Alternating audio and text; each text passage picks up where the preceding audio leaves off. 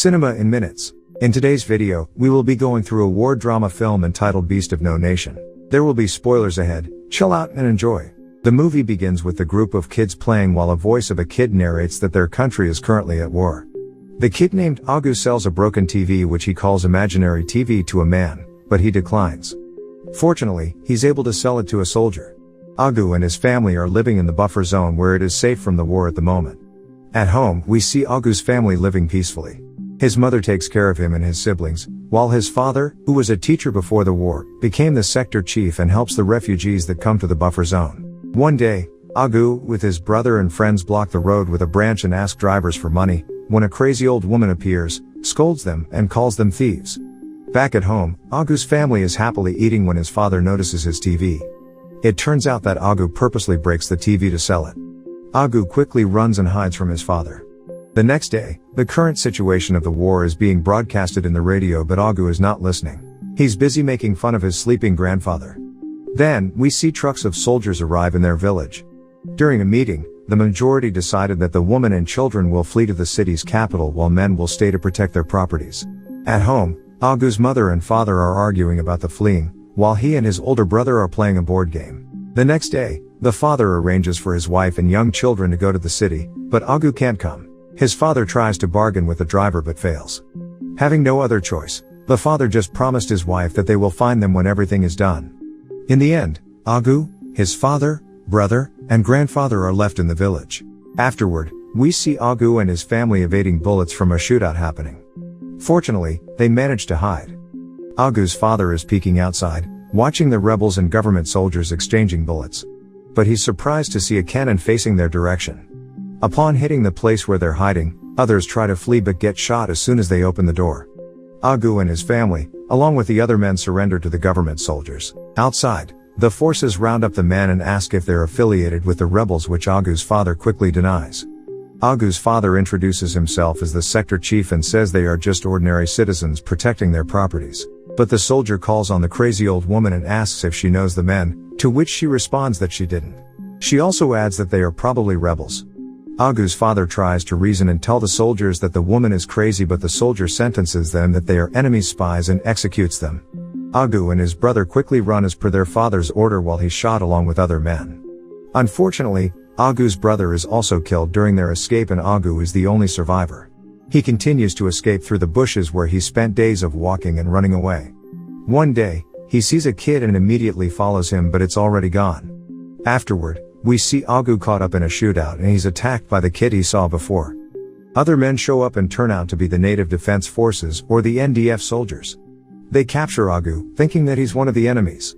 Then, the man known as the Commandant, the leader of the NDF, arrives and asks about Agu. He asks who brought him, to which another child soldier named Striker responds that he does. Commandant then asks Agu what he's doing there, to which Agu responds by telling him what happened to his family. The Commandant asks him to say his name proudly and decides he will join NDF. He will train along with the others. Afterward, they march back to their camp. At the camp, everyone pays their respect to the Commandant. Meanwhile, Agu is given to another soldier to train. Later, we see him with other soldiers, but he's the only one not eating. He asks for some food, but a soldier tells him that only soldiers can eat. Then, we hear the Commandant calls on Striker. The scene changes to Agu starting his training. He's also praying to God to see his mother. As 2IC says that the NDF is winning the war little by little, we see them being lectured by another soldier about their rights and how the enemies are taking it from them. Afterward, we see Agu, along with other children, become formally part of the NDF after undergoing training, a ritual for blessing and initiation. Then, the Commandant orders them to clear the area as they're about to move out. The next day, they go on an ambush mission on a bridge. Waiting for the right timing, they successfully ambush the enemies. The Commandant, then, calls on Agu and orders him to kill a man that they've captured. The man begs and says he's just a student, but the Commandant hits him. Agu is hesitant to kill the man, but with the Commandant's provoking, he hacks the man's head with a machete. The Commandant, then, orders Striker to help Agu, and the two hack the man to death. Afterward, the Commandant orders 2IC to give Agu a gun. Upon receiving it, Agu falls on his knees and throws up. He talks to God about what he did. Later, Striker approaches Agu and gives him the scavenged clothes from the dead enemies. Agu tries to talk to him, but he's not talking. Striker is only responding using body language. The scene changes to the commandant talking to his men about the food and women in the place that they will go when a soldier brings refugees. He tells the others that the enemies already captured the town of the refugees. The next day, we see 2IC's unit leading and taking back a bridge. He asks for backup from the commandant, but he only emphasizes the importance of 2IC's mission. He then calls on Agu and lets him watch the battle using a gun scope. Afterward, they charge into the field, fighting. Night falls. Striker brings Agu to the commandant where he praises Agu's performance. He then tells Agu that he reminds him of his younger self. He also talks about the importance of being a good follower to become a good leader. Afterward, he calls Agu into his room where he sniffs a burnt gunpowder and lay down. As he orders Agu to kneel, the scene is cut outside the room. The scene changes outside where Striker quickly helps Agu in walking and silently consoling his friend. The next day, Agu seems out of focus. A soldier notices it and gives him something called brown, which makes Agu high. Afterward, the commandant tells them that the next village they will go to is full of enemies. As they move out, bands of the United Nations drives past them. Then, we see Agu and other soldiers arrive at the village and shoot everyone on sight. Later, they enter a building and find a woman and child hiding. Agu quickly hugs the woman, thinking that it's his mother, but it isn't. Meanwhile, Striker drags the child outside. Realizing that the woman is not his mother, he quickly lets go and calls her a witch. Outside, he sees Striker and others beating the kid. Asking if God is watching him, Agu shoots the woman in the head who's being raped by other soldiers. The scene changes to the commandant watching his men putting grenades on enemies' mouths when he receives a letter from the Supreme Commander. Agu Blood. The Supreme Commander is calling for them. As they are about to leave, the grenades explode. He then tells a soldier to leave one civilian alive to warn other villages that they are coming. He also tells them that Agu and Striker will be part of the squad from there on. Then, they move out. Afterward, we see the commandant and his squad are greeted by the deputy. He leads them into a waiting area where another foreigner is waiting to talk to Supreme Commander Goodblood. After some time, the deputy calls on the foreign first and it took a long while before they're called on. Pissing the commandant, the deputy apologizes and leads them to a room where they fell asleep waiting. The next day, Supreme Commander Goodblood calls them and orders Commandant's men to eat while the Commandant and 2IC stay. Supreme Commander Goodblood talks about the changes in the situation of the war. He then promotes the Commandant to Deputy Chief of Security while his battalion will be under 2IC. 2IC is thanking the Supreme Commander when the Commandant cuts him off and tells him to leave. When the Commandant is alone with Supreme Commander Goodblood, he confronts him of the changes that are happening. The Supreme Commander then reveals that the war is being known outside their country and with the United Nations involvement, it has become a battle for public image. The Commandant is not in favor of the changes, but Supreme Commander Goodblood reminds him that he is a soldier and it is his duty to obey. In the end, the Commandant leaves, saying that he still has one more night with his men. The scene changes to the Commandant and his battalion arriving at his old friend, Mama's place where they drink and have women. He wants to celebrate his and 2IC's promotion, but he sounded otherwise. 2IC asked permission to leave because he wants to check the other units, but the Commandant declines. He then asks the Mama where the women are, to which she responds by calling them. But she says she only has women for men and not for Agu and Striker. As the men leave with their women, Agu and Striker are left to drink.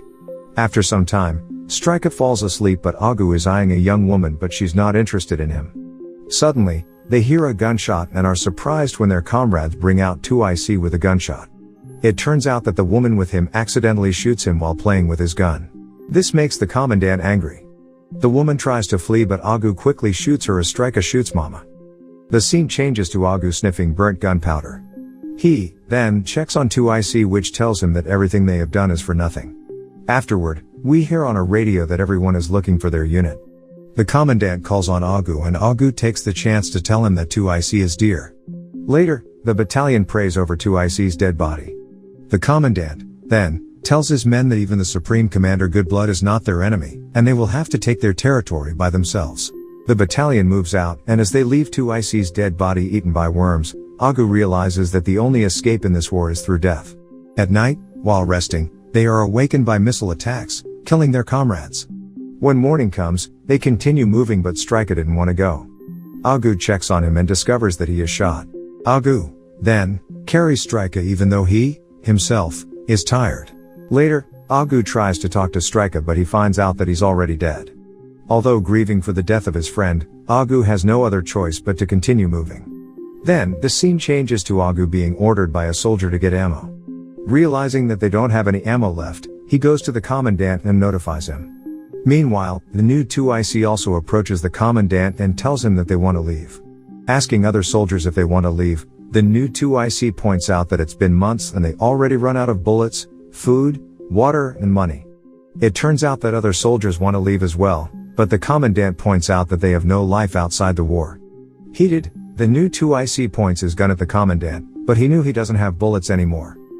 Suddenly, Agu points his gun to the commandant. He, then, asks Agu if he wants to surrender as well, to which he says yes. Pissed, the commandant tells them to leave but confidently assures them that they'll come back to him after they realize that they made the wrong decision. Thinking that Agu will stay with him, the commandant is surprised to see Agu walking away with other soldiers. Then, we see Agu and the others surrendering. Agu, along with other young soldiers, are sent to a missionary school where they are being counseled. However, Agu is having a hard time joining other kids in playing and is experiencing nightmares. Then, Preacher and Randy, Agu's comrades from the NDF, run away and rejoin the war after realizing that the commandant's words are right. The next day, Amy, a counselor, talks to Agu and convinces him to open up. But Agu is afraid that if he tells her what he experienced and what he did, he will look at him as sort of a beast. Instead, he starts telling her about his family. The movie ends with Agu finally joining other kids for a swim, and finally having fun. Thanks for watching, subscribe for more videos like this and to help the channel grow.